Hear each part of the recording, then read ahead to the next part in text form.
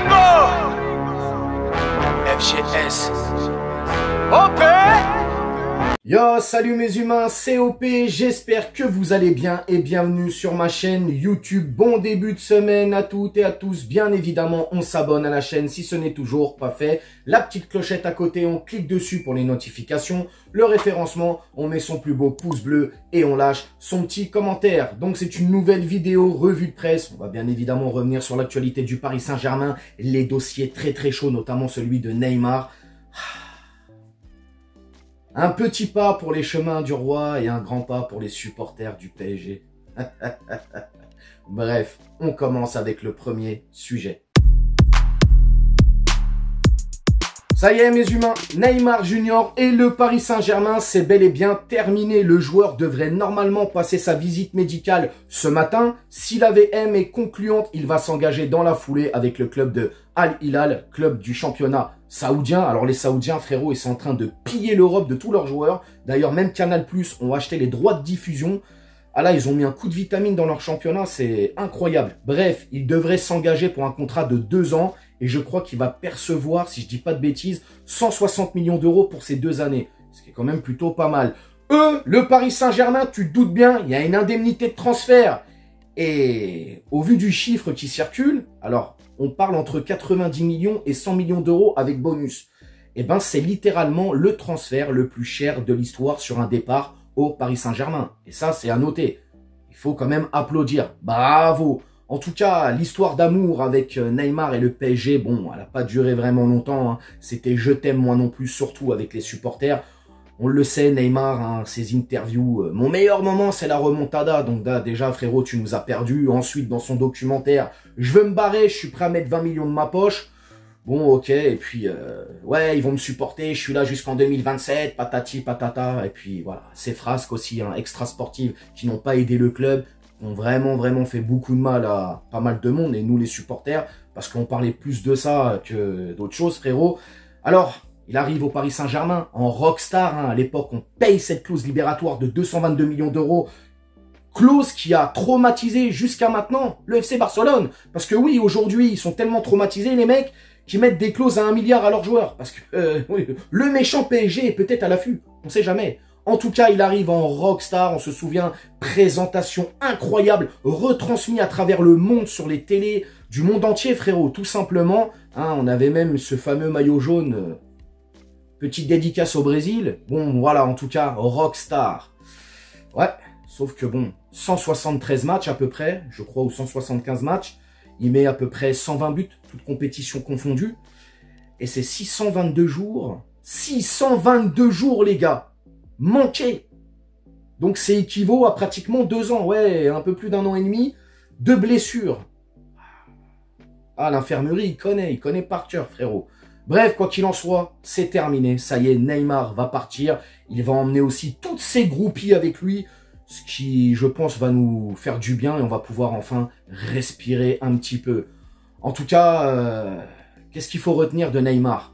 Est-il un flop au PSG? Est-il un top au Paris Saint-Germain? Alors, je vais donner mon avis là-dessus. Marketingement, donc dans le marketing, dans le business, Neymar est un top. Il nous a fait gagner énormément d'argent. On a vendu énormément de maillots. Et puis voilà, les droits TV, etc. et tout. Oui, on a gagné beaucoup d'oseille. Maintenant, sportivement, même s'il a eu quelques matchs références, quelques fulgurances par-ci, par-là, dans la globalité sportivement, ça reste un flop au Paris Saint-Germain. N'en déplaise aux gens. Après, si vous voulez argumenter et que vous êtes contre ce que je viens de dire, vous me le dites en commentaire, il n'y a aucun souci, on débat. Mais voilà, je pense que marketingement, oui, il a apporté énormément au PSG. Sportivement, c'est un flop, tout simplement. Alors certains vont me dire, oui, il nous a emmenés en finale de Ligue des Champions. Non, il était en forme, il a contribué justement à cette belle campagne de Ligue des Champions, lui et d'autres. Mais c'est pas lui tout seul qui a fait gagner le PSG ou qui nous a emmenés jusqu'en finale. Il faut arrêter que ces conneries à un moment donné. En tout cas, voilà, c'est terminé. Alors, je crois aussi que Verratti, vite fait, petit aparté, devrait lui aussi peut-être emboîter le pas pour rejoindre Neymar. C'est encore en discussion. Le Paris Saint-Germain, on demandait que l'indemnité de transfert pour Verratti soit un peu plus élevée de ce que les Saoudiens ont déjà proposé. Pour ce deuxième sujet, mes humains, on va aborder le cas de Leandro Paredes, le gros Haggar. On se souvient quand justement Wijnaldum arrive à Paris. Il n'a pas été tendre avec lui quand même, le Paredes. Bref, Leandro Paredes, un Argentin champion du monde, il est plus à présenter, va faire son retour à la AS Roma. Ça y est, le club de la capitale a trouvé un accord avec le club italien. Le joueur lui aussi a un accord avec le club italien. C'est un joueur que Mourinho voulait énormément. C'est chose faite. Donc, indemnité de transfert, les gars, 5 millions d'euros pour un joueur quand même qu'on a acheté en 2019. Il est venu du Zénith pour 47 millions d'euros, je crois. Une perte de 42 millions d'euros, ça fait mal. Alors, il arrive au Paris Saint-Germain, comme je viens de te le dire, en 2019. Il a joué à peu près 120 matchs, un peu plus de 120 matchs ou 120 matchs, je sais plus trop. Et je crois qu'il est à 3 ou 4 buts, toutes compétitions confondues. Bon, tu me diras. Alors, il a des qualités, Paredes. C'est un très bon milieu. Il est rugueux, il est vicieux. Il n'hésite pas à mettre des coups. Il a un gros caractère, etc. Malheureusement, au Paris Saint-Germain, bon, bah, ça fonctionne pas, frérot. Je pense qu'il est même pas du tout dans les plans de Luis Enrique. Donc, forcément, il a été invité à voir ailleurs. Et c'est ce qui va se passer. Mais, il va être rejoint par un autre Parisien, les gars. Eh oui, l'homme de cristal. L'homme qu'on surnomme Renato Sanchez El Cristallo. Le pauvre Renato Sanchez, arrivé avec Campos et Galtier, et qui malheureusement qui a enchaîné les blessures au Paris Saint-Germain. Très compliqué. Alors en lui, Renato Sanchez là, parce que c'est un prêt avec option d'achat. Il n'y a pas d'obligation, mais il y a une obligation, mais elle est assez spéciale et on va détailler après. C'est quand même très drôle. Alors, un prêt d'1 an avec option d'achat, et si cette option d'achat est levée en fin d'année, ce serait pour 12 millions avec bonus compris à peu près. Donc le Paris Saint-Germain devrait percevoir 12 millions avec bonus si l'option d'achat est levée. Mais pour que cette option d'achat soit levée, les gars, il faut que Renato Sanchez joue 30 matchs.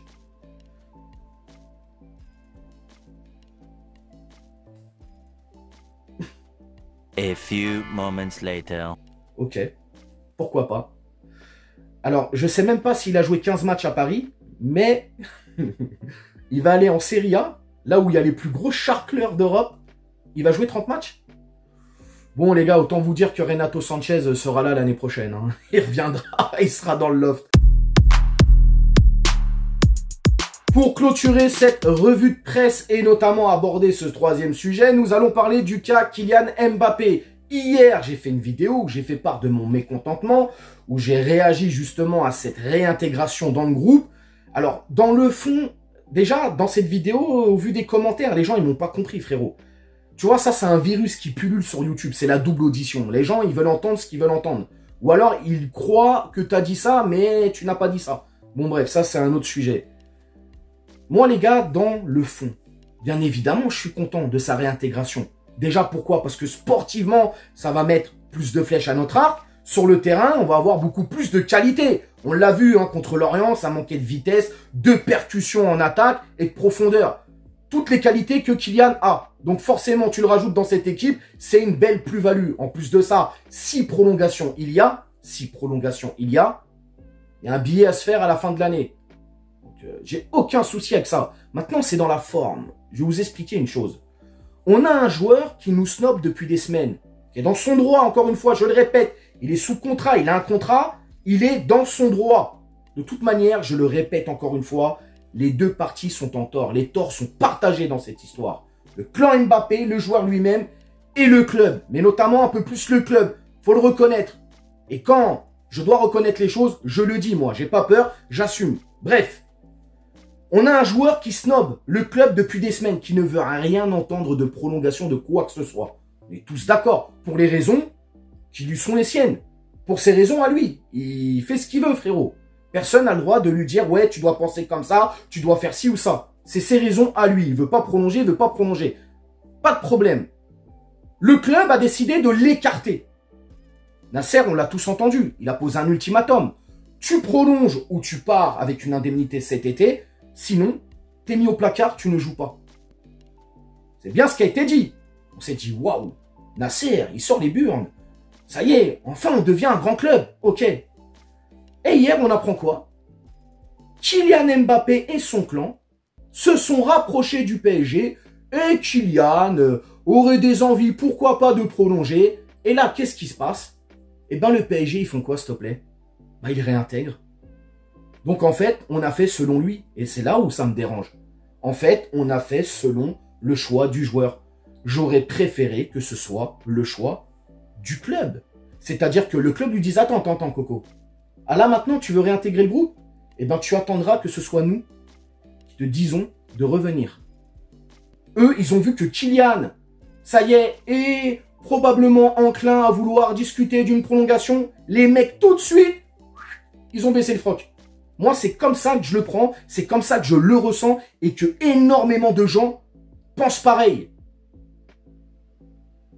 C'est tout, les gars. Maintenant, si Nasser est là à nous faire du cinéma, des grands discours, etc., pour au final, dès que le joueur montre un peu de sympathie pour une prolongation, je ne sais quoi, et que tout de suite, il n'y a plus de caractère, il n'y a plus rien, et que les burnes ne sont plus là, c'est pas la peine de parler, en fait. On s'abstient et on fait les choses tout simplement. Au lieu de nous bassiner avec des histoires. Moi, je sais pas, les gars. C'est comme ça que je le vois. Tout simplement. Maintenant, on n'est pas à l'abri de quoi? Parce que là, le joueur, il est dans le groupe, patati patata. Il n'y a toujours pas de prolongation. D'ailleurs, petite précision. C'était quoi le deal à la base? Si Kylian prolonge, il est réintégré. Il a prolongé?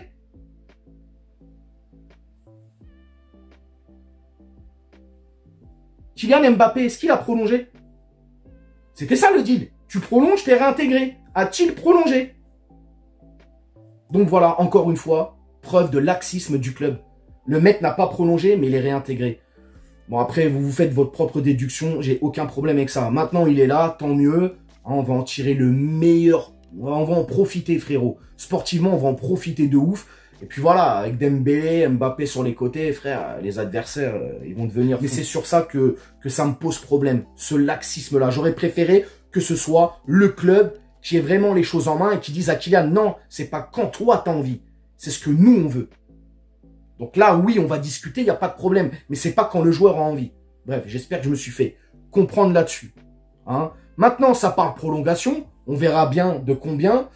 Mais bon, ouais, voilà, tu vas prolonger le mec d'1 an, je sais pas de combien, mais en tout cas, si tu le prolonges d'1 an, forcément, bon, bah, tu vas faire une équipe autour de lui. Moi, la seule petite inquiétude que j'ai, j'espère vraiment, en tout cas, que Kylian Mbappé va vraiment se fondre dans ce collectif qui est en train de mettre en place Luis Enrique. Parce que Kylian, on le connaît, les gars. Kylian est un performeur et très individualiste, même s'il fait beaucoup de passes sur le terrain, ça reste quelqu'un de très individuel, c'est quelqu'un qui pense énormément à ses stats, et j'espère que dans ce collectif-là, il va plutôt le bonifier que le faire exploser ou imploser, frérot. Tu m'as compris? Voilà. Si c'était le cas, et si c'était pas bon finalement, j'espère que Luis Enrique prendra les bonnes décisions. C'est tout ce que j'avais à dire là-dessus. Bref, en tout cas, mes humains, dites-moi ce que vous pensez de tout ça. Vous me dites tout en commentaire. N'hésitez pas à vous abonner, partager, liker. Bien évidemment, on s'attrape pour une prochaine vidéo. Ciao. On t'a fait Nougano, c'est que tu t'es pris une banane. Pas ton chat la néné, nettoyeur de lucarne, nique sa mère, les foutiques, c'est l'UTES que j'incarne. Paris Capital et la...